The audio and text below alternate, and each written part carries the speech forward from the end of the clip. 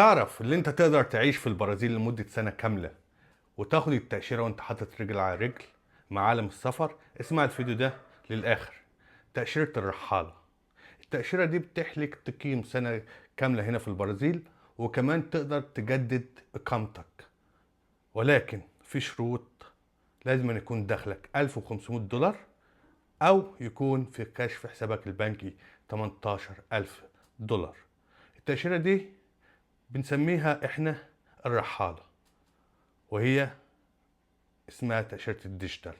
لو انت شغال اونلاين او عندك بيزنس بيدخل ليك مدخول شهري $1500، تقدر نقدم لك على التأشيرة ديت.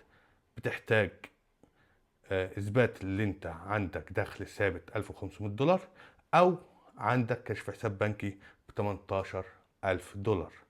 ولكن شغال اونلاين، عندك بيزنس، ليك مدخول ثابت $1500، هتقدر تاخد التأشيرة وانت حاطط رجل على رجل، زائد هتقدر تعيش في البرازيل وتفتح كشف حساب بنكي وتعيش حياة طبيعية، ما عدا اللي انت تشتغل هنا.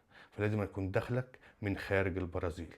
والتأشيرة ديت احنا نقدر نعمل لك تأمين طبي، نقدم لك عليها ونظبط لك الدنيا دي كلها.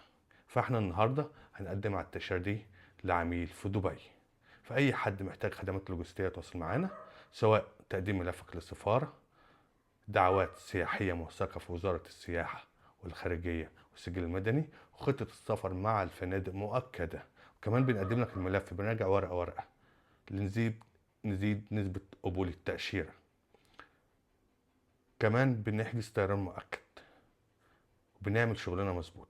والخدمات اللي بعد التأشيرة: سبل المطار، إيجاد سكن، استخراج الأوراق، الأخوات اللي جايين يولدوا في البرازيل، عندنا باقات كويسة تناسب جميع الفئات، مستشفيات حكومية مجانية، مستشفيات خاصة بتبدأ من $3000 ل $6000. وكمان عندنا باقات حلوة لتقديم على التأشيرة. وعندنا دعوات سياحية تجارية، دعوات عمل. فأي حد محتاج خدمات لوجستية تواصل معانا، واعملوا تعليق ولايك وشير.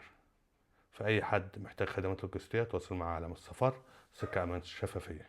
كمان شركتنا مسجلة في وزارة السياحة البرازيلية، وتقدر تخش بنفسك وتكتب رقم السجل التجاري على جوجل، هتظهر شركتي على المواقع الحكومية البرازيلية.